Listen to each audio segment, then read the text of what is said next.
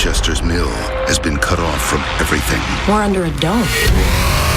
Now, the biggest threat they'll face We're on the same side here. For now. is Hello everyone and welcome to another video by Centipede Geek. Today I'm going to discuss my thoughts and opinions upon the CBS television show by the name of Under the Dome. I'm going to talk about episode 2 titled The Fire. And without any further ado, let's go to get to it, shall we? Just so you guys know, there will be major spoilers coming up in the next few seconds when I talk about the plot synopsis. So if you don't like spoilers, go ahead and click pause and skip ahead to the next few minutes where I actually talk about my review of the show. That way things will be spoiled for you guys. Otherwise, keep watching, right? Because major spoilers are coming up. So, what we have going on in episode 2 titled The Fire for the CBS television show by the name of Under the Dome is we have, our villain character, or he seems to be the villain at least. He's the councilman that, if they don't get this dome open back up, he'll end up winning because, no one else can run against him because he's the only, councilman. He's the only one, left running underneath the town. So he's our villain,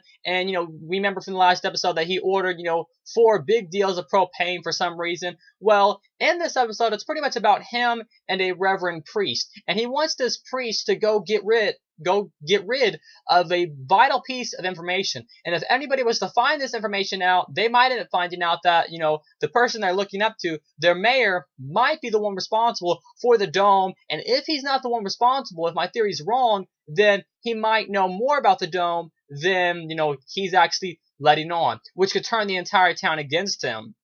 And so he sends this reverend to Duke's house because, Duke died in the past episode. He touched the dome and his pacemaker exploded because, apparently it reacts to things that, have metal objects that work off batteries, apparently. So, that's what his pacemaker worked off. Therefore, it exploded, causing his heart to stop beating, causing him to die. So anyways, this reverend goes to this house, tries to burn this piece of property, or this piece of paper, the bill that had the propane on it, I'm pretty sure is what it was.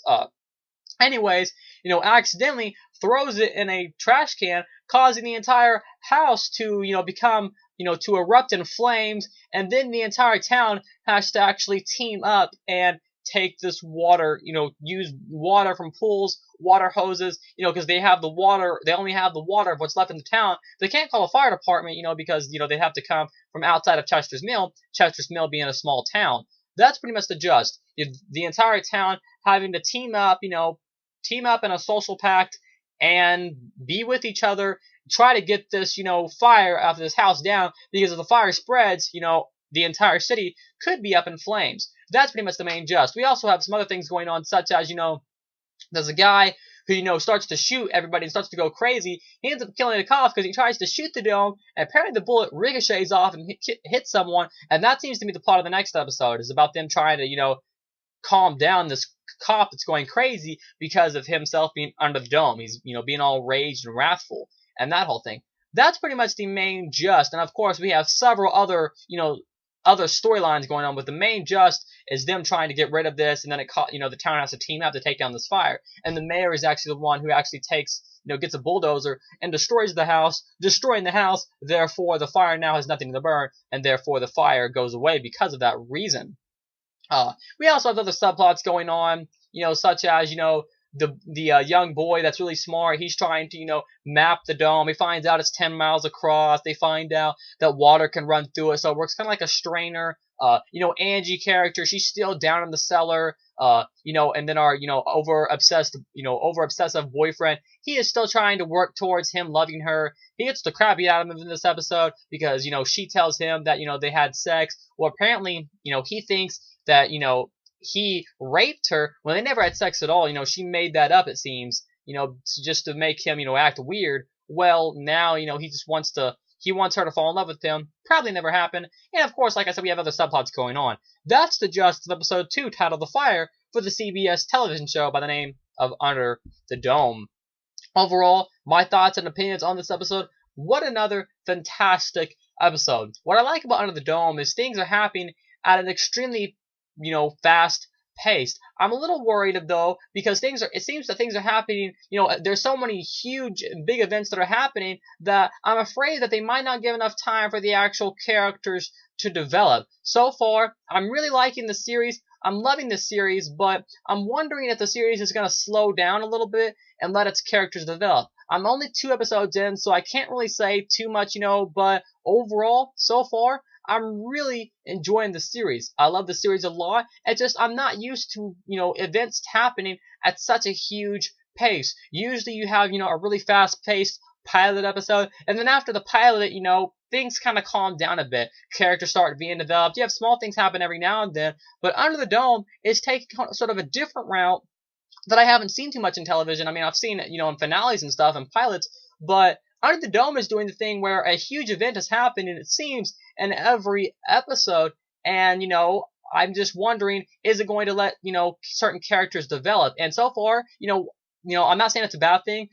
So far, characters are developing in a great way. It's kind of cool how Under the Dome is taking a different approach where it's allowing huge, and ginormous things to happen in the series. And I think it's really cool and stellar how even though these huge events are happening, they're still allowing characters to develop. So I'm wondering if they're going to keep doing that. Is the series going to kind of, take a step back and let characters develop? Or are big things going to keep happening in every episode, and the characters are still developing? That's why I like Under the Dome so much, is because we have so many different characters, and every character has a different reaction and has a different aspect towards, the dome. We have so many different, stories going on that I think it's really cool. It's crazy how, Stephen King, I know there's several changes from the book to the screen, but I think it's really crazy how we have so many different stories going on, so many different subplots, and then one central actual subplot of being underneath the dome.